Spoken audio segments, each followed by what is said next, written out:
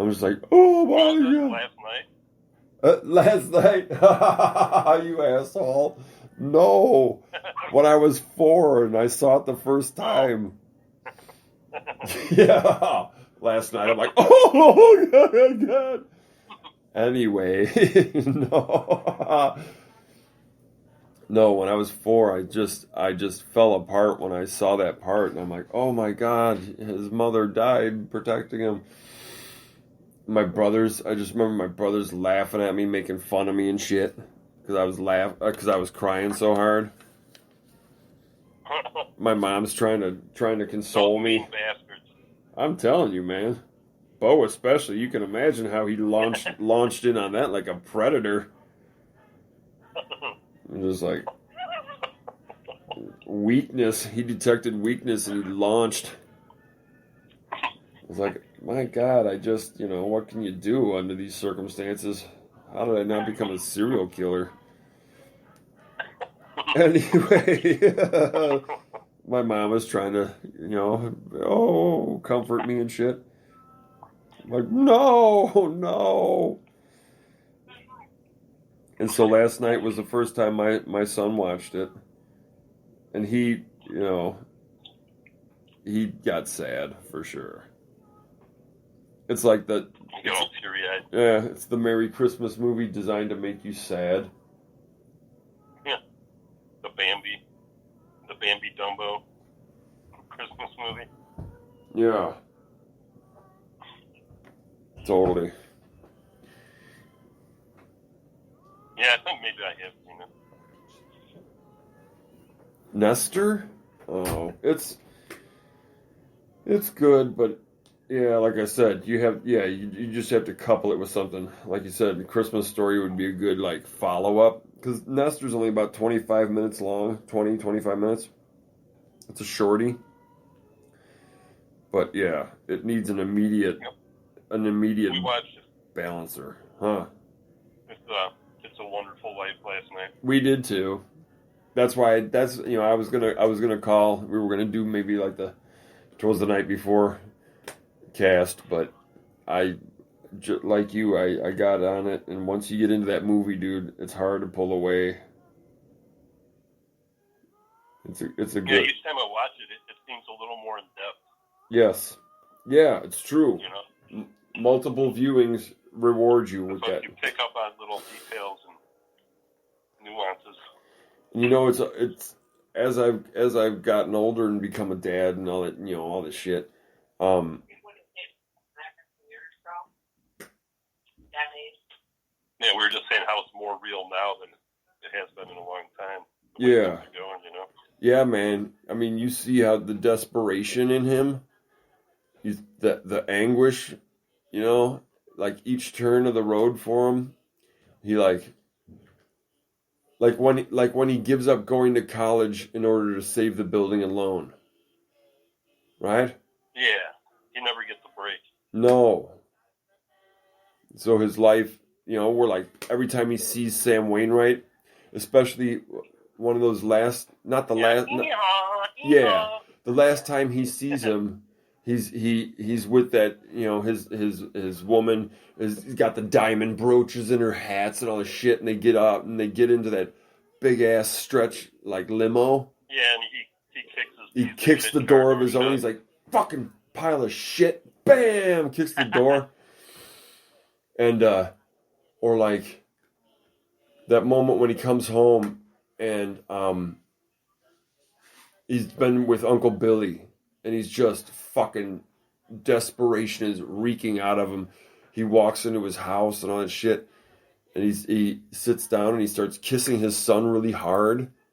And then Mary looks over. Yeah, Donna Reed, man. I'm telling you, fucking top of the pops, Jack. I always thought she was fucking awesome. But she looks over and sees it and like, and is like, oh my God, but doesn't like go, George, what's wrong? Immediately, just kind of observes him for a second. She's watching. I mean, it's fucking intense. And he goes to walk up the stairs and he grabs that baluster, but that little knob on the newel post comes off in his hand and he just about fucking wings it across the fucking house, and he stops. And the restraint. And then he goes over and fucks up his little office area, man. He's kicking ass, smashing those fucking things. And man, they're just like, PTSD on Christmas Eve. Fucking daddy's freaking out. But that's what they said. They said he just returned from World War II, yeah. In real life. Yes. And he was all kind of fucked up from that whole experience. So he was tapping into on it. The edge, you know? Yeah, he was tapping into it and shit. But then he gets a hold of himself immediately. And he looks at them and he starts apologizing to his family and shit. You know, and but it's like too late because like they're like, oh my God, Daddy, why? You know. Yeah. Jeez, why don't you just play the movie? My God. No. I think we're gonna have to do that, but you know, YouTube just came out with some new rules about copyrights and shit, copyright strikes. Right. I think we got caught up at. Last night. Oh. And here's the real kicker: you watch all these people come together that have, meager means, and they've used the building loan forever, and they all rally behind it. They replace the money. Meanwhile, that fat fuck has an $8,000. I know. Put good people in jail, and nothing That's happens to him. that's the worst part. That's the worst part. The moment Potter. I cried. I was like, I know there's no justice, and he just set into motion events that could fucking ruin these people's lives completely and destroy them. And he fucking stole $8,000, which back then $8,000 would be like more than grand theft. It would be like holy fucking shit. And the moment he's in the office, when he's kind of spying on Uncle Billy walking around and shit, and he shuts the door after he just discovers that cash, that's the moment he commits the crime. Never, ever does he get justice. Not once. Yep. He never even... Not at all. Yeah. And all it reminded me of was the fat politicians that are fucking playing this game right now with everybody who's been out of work and their stimulus check. Do you see more genuine helpfulness and gratitude from the little people? They're all giving to each other to make up where these fat cats should be hunted like the dogs they are. Yeah. Yeah. Oh, yeah. It's a game for them. It's sports. They don't give a crap about the little people. Well, just like the fat cats movie. Of course not. When you look at that most recent bill, I don't even know what else to call it, the sham, the atrocity that they're trying to commit, and you see all those huge amounts of money allocated to countries and causes that have like nothing to do with any of this whatsoever, and then at the bottom it's just a paltry $600, laughable shit, insulting. Groceries for 2 weeks. Yeah. Oh, and we should be grateful that we get anything. Yeah. Oh, no, you're not grateful. You will get nothing. It's Yeah. peasant. And We keep ain't got it yet. and keep We're the not going to either. and keep the mask on. Don't forget, keep that mask on, because it hasn't helped the rates of any infection rates or anything go down whatsoever. And in fact, if you were to believe what they say, the rates of infection and whatnot have just gone up. So why are we still wearing masks? It doesn't seem like they're helping anything. Oh wait, Yeah, I was looking at the picture. that has nothing to do with health. That's right. Anyway, yes, keep going, man. That selfie I took at the Grand Ole Opry Yeah, Hotel. by the joy and all that. Yeah. Yeah, and I got a mask. I didn't realize until I looked at the pictures, like, oh, I got a mask on. Yeah. Like, you don't even realize. I thought you did that on purpose because you had the mask on in front of a huge sign that said joy. I thought that was just you being subversive. At the time, I'm sure, I was like, it's just like, hey, fucking yay. You know me. I know those thoughts. Motherfucker. Yeah, those thoughts are mercurial. Subversive son of a bitch, you. Are you a member, or have you ever been a member of the? But Uh. if you notice, like, I'm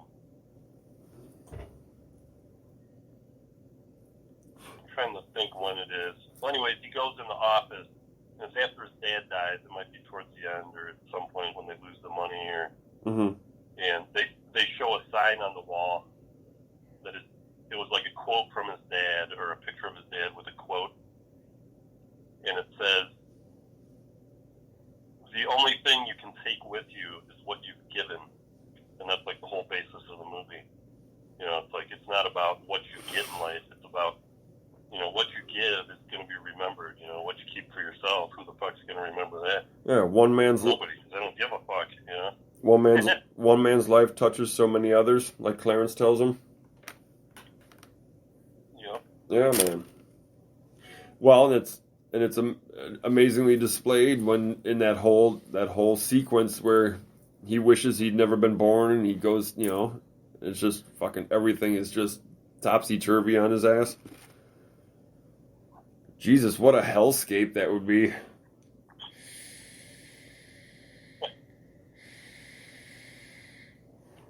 While you're Hold on a second. Well, go ahead. I'm listening. I was gonna say, to have your sanity tested by a situation where you know everybody and nobody knows you, even your own mother and shit, man, that's fucking fucked up. He took a real head trip right there. Buffalo gals, won't you come out tonight? Won't you come out tonight? Won't you come out tonight?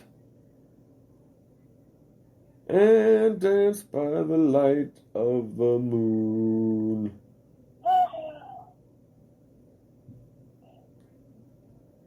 So what do you guys usually do on Christmas? Just chill out all day? Tease each other? Did you hear that? No. Oh. Hi. How you doing? I'm doing. Hey. Listen, you. Fucking Merry Christmas, you motherfucker. I'm trying something. Oh, you're trying something now. Pantsy fans. Yeah. What's a pantsy fans like you trying to do? Holy shit. I got a call from 666 yesterday. And it says maybe junk. It says you signed on the dotted line for fame and fortune. But now you gotta pay the piper. And his price is high. Always high.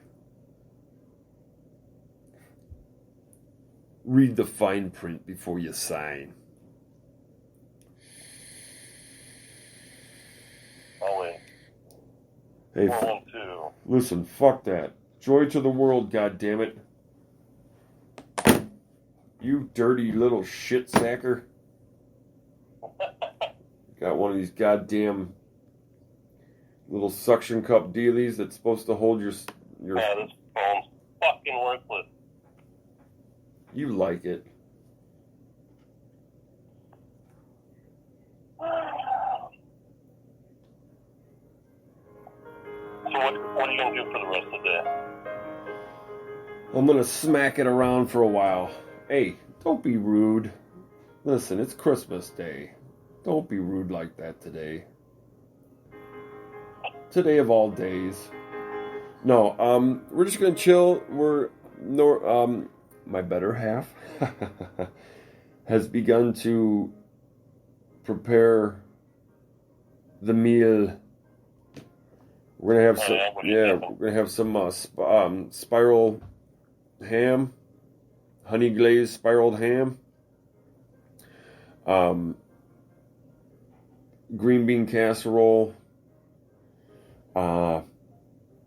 There's this awesome, like, potatoes au gratin with Gruyere cheese and stuff. Oh, dude, and bake that, you know, it's awesome. And biscuits. We're gonna have some biscuits. And fun times, and Graham and Uncle John are going to come over.